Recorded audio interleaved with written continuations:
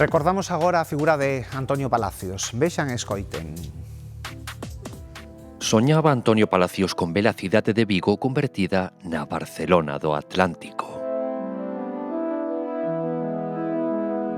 O seu plan mesmo chegou a estar aprobado por un tempo. Foi hai case 100 anos. Daquela xa era o galego que construíu Madrid. Quen a fixo unha capital europea, co Palacio de Cibeles, por exemplo. E el ideou o icónico logotipo do metro.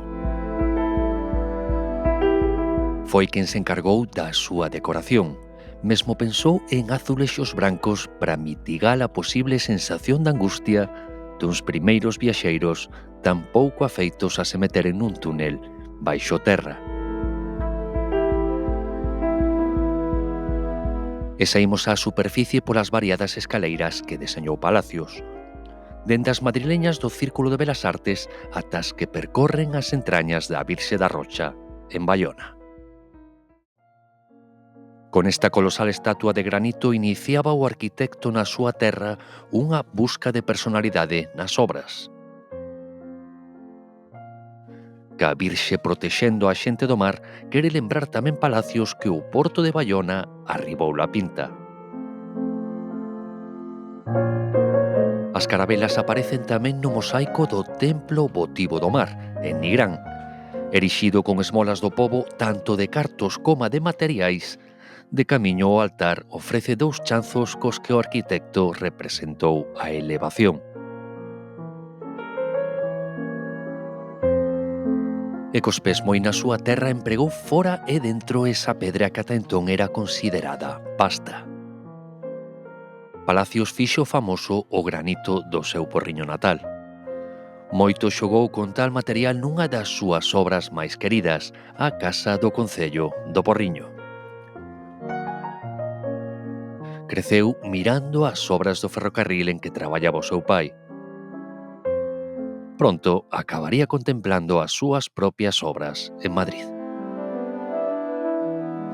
Era o seu xenio creativo capaz de pasar do deseño da vivenda máis humilde a aquela monumentalidade que algúns consideraban megalomanía. Din de Antonio Palacios que tiña o debuxo por ferramenta, que era o lápis o instrumento para pensar os seus soños. E soñou un novo acceso á Catedral de Santiago. Levantou a rotundidade do Mosteiro das Salesas, en Vigo.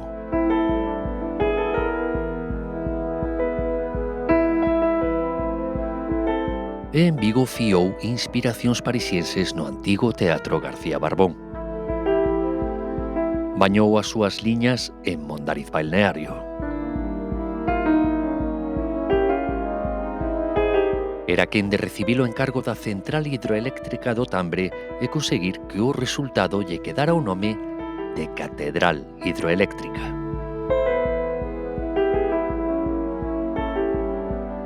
Proxectaba un pabillón na Alameda de Santiago e deixaba voar os detalles da súa personalidade artística. As fantasías saltan á vista dende unha das súas obras máis emblemáticas. Funcionando tamén como cruceiro chantado no Carballiño, o templo da Veracruz parece querer saír de si mesmo e ao mesmo tempo invita ao recollemento.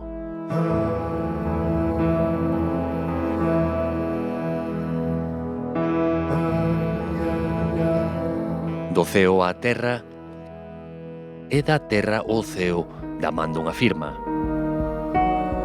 E ca mesma soltura de Galicia a Madrid e de Madrid a Galicia. Cosmopolita e vencellado ao galeguismo, o arquitecto esculpiu unha pequena falcatruada na entrada mesma do Palacio de Cibeles. Cóntase que foi Valentín Paz Andrade quen lle deu a idea de cravar aí en pedra o cáliz e as 7 cruces. E Antonio Palacios deixou para sempre como firma no corazón de Madrid o escudo de Galicia.